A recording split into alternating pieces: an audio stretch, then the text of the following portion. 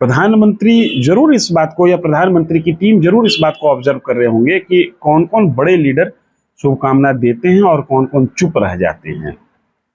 बड़ा सही आपने कहा कि नीतीश कुमार, जो कि इनको अपदस्थ करने के लिए इनसे दूर हो गए, वो शुभकामना दे रहे हैं। राहुल गांधी का ट्वीट मैंने देखा, बाकी तमाम जो विपक्षी दल के नेता हैं उनका ट्वीट आया, और चिराग पासवान का ट्वीट नहीं आया, वो भी ऐसे समय में जब माना जा रहा है कि पितृपक्ष के खत्म होने के बाद या दशहरा पूजा के खत्म होने के बाद केंद्रीय मंत्रिमंडल का विस्तार होगा और चिराग पासवान की उसमें एंट्री होगी।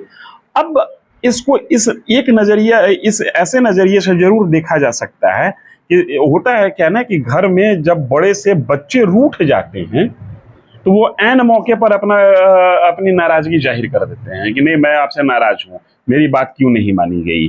तो संभव है कि चिराग, जो कभी खुलकर कहा करते थे कि मैं नरेंद्र मोदी का हनुमान हूं, वो हनुमान अपने राम से कुछ बात मनवाने के लिए एक तरीके का प्रेशर पॉलिटिक्स क्रिएट करने की कोशिश कर रहा हो। लेकिन राजनीति में कोई बच्चा हो और वो बच्चे जैसा व्यवहार करे, ये चीजें मान्य नहीं होती हैं। नमस्कार, आप देख रहे हैं डी न्यूज और मैं हूं अभिषेक मिश्रा।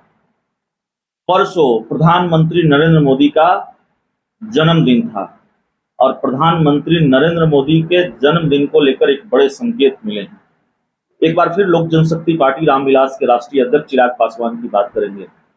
मुख्यमंत्री नीतीश कुमार सुबह 8 बजे प्रधानमंत्री नरेंद्र मोदी को जन्मदिन की बधाई दे देते हैं। वो मुख्यमंत्री नीतीश कुमार जो 2024 में प्रधानमंत्री नरेंद्र मोदी को दिल्ली की गद्दी पर बैठने से रोका जाए, इसमें कोई कसर नहीं छोड़ना चाहते। तेजस्वी यादव, नीतीश कुमार के बाद वो भी प्रधानमंत्री नरेंद्र मोदी को बधाई देते हैं, लेकिन मोदी का हनुमान बताने वाले चिराग पासवान प्रधानमंत्री नरेंद्र मोदी को जन्मदिन की बधाई नहीं देते हैं। इसीलिए ये सवाल कि क्या बीजेपी और चिराग पासवान के रिश्ते तल खोचले हैं। जो कयास लगाए जा रहे थे, जो खबरें आ रही थी कि केंद्रीय मंत्री बनेंगे, चिराग की एनडीए में एंट्री होगी, वो मामला अटक गया है और पशुपति कुमार पारस क्या प्रेशर पॉलिटिक्स करने में या बीजेपी पर दबाव बनाने में कामयाब रहे हैं। हमारे साथ इसको समझने के लिए, चूंकि इन खबरों को हम आपको बता चुके हैं, लेकिन इसको और बेहतर तरीके से समझने के लिए बिहार के जाने माने पत्रकार धीरेन्द्र सर हमारे साथ हैं। सर, क्या इसको सामान्य घटना कहेंगे? चिराग पासवान प्रधानमंत्री नरेंद्र मोदी को जन्मदिन की बधाई नहीं देते हैं।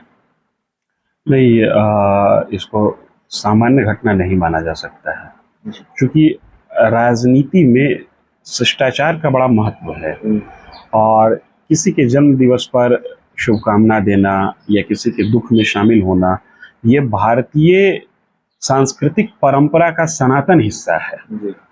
हम विरोधी से भी लड़ते हैं, लेकिन उनके दुख में भी शामिल होते हैं और उनकी खुशी पर उनको बधाई भी देते हैं। लड़ाई अपनी जगह है और संस्कार और शिष्टाचार अपनी जगह है। चिराग पासवान सामान्य राजनीतिक शिष्टाचार से चूक गए या जानबूझकर उन्होंने ऐसा किया है, ये दोनों बातें दूरगामी परिणाम देने वाली होंगी। है क्या कि वर्तमान राजनीति में चीजें अब बहुत मिनट बाई मिनट लोग कैच कर रहे हैं कि कौन क्या कर रहा है। प्रधानमंत्री जरूर इस बात को, या प्रधानमंत्री की टीम जरूर इस बात को ऑब्जर्व कर रहे होंगे कि कौन कौन बड़े लीडर शुभकामना देते हैं और कौन कौन चुप रह जाते हैं। बड़ा सही आपने कहा कि नीतीश कुमार, जो कि इनको अपदस्थ करने के लिए इनसे दूर हो गए, वो शुभकामना दे रहे हैं। राहुल गांधी का ट्वीट मैंने देखा, बाकी तमाम जो विपक्षी दल के नेता हैं उनका ट्वीट आया, और चिराग पासवान का ट्वीट नहीं आया, वो भी ऐसे समय में जब माना जा रहा है कि पितृपक्ष के खत्म होने के बाद या दशहरा पूजा के खत्म होने के बाद केंद्रीय मंत्रिमंडल का विस्तार होगा और चिराग पासवान की उसमें एंट्री होगी। अब इसको ऐसे नजरिए से जरूर देखा जा सकता है कि होता है क्या ना, कि घर में जब बड़े से बच्चे रूठ जाते हैं तो वो ऐन मौके पर अपनी नाराजगी जाहिर कर देते हैं कि नहीं, मैं आपसे नाराज हूं, मेरी बात क्यों नहीं मानी गई।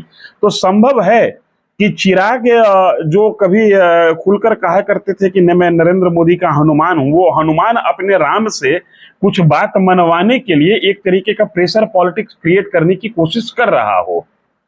लेकिन राजनीति में कोई बच्चा हो और वो बच्चे जैसा व्यवहार करे, ये चीजें मान्य नहीं होती हैं। चिराग पासवान अपनी राजनीति में दूसरी बार संसदीय पारी खेल रहे हैं। उनका political life electoral political life उनका 7-8 साल का हो चला। व्यवहार में बच्चों जैसा व्यवहार करना उनके लिए शोभनीय नहीं है। शायद उनको ये उम्मीद होगा कि मेरी इस नाराजगी को बीजेपी नोटिस करेगी और दूर करने की कोशिश करेगी। लेकिन एक चीज और चिराग पासवान को सोचना चाहिए कि केंद्र सरकार जिस हनक से चल रही है उस हनक पर लगाम नीतीश कुमार तो लगा सकते हैं, आप नहीं लगा सकते हैं, क्योंकि आपके पास विकल्पों का जो दरवाजा है वो लगभग बंद है। तो आप प्रेशर बनाइए, इसमें कोई दो मत नहीं है, लेकिन इतना भी न रूठ जाइए कि मनाना ही मुश्किल हो जाए। तो अब अंदरूनी बात तो चिराग ही बता सकते हैं। न चिराग से मेरी बातचीत हुई है और न चिराग के कोई करीबी लोगों ने मुझे बताया है। लेकिन जिस तरीके से ये ट्वीट के खेल में चिराग पिछड़ गए वो बहुत सकारात्मक संदेश नहीं देता है। संभव है कि जो ये बार्गेन करना चाहते हो केंद्रीय मंत्रिमंडल को लेकर या बीजेपी के साथ शामिल होने को लेकर, एनडीए में शामिल होकर बिहार सरकार में एक प्रमुख चेहरा बनने को लेकर उस बार्गेनिंग पर बीजेपी से इनकी बात नहीं बन रही हो और एक प्रेशर माउंट करने के लिहाज से रूठ गए हों। लेकिन इस रूठने को राजनीतिक नजरिए से जायज नहीं ठहराया जा सकता है।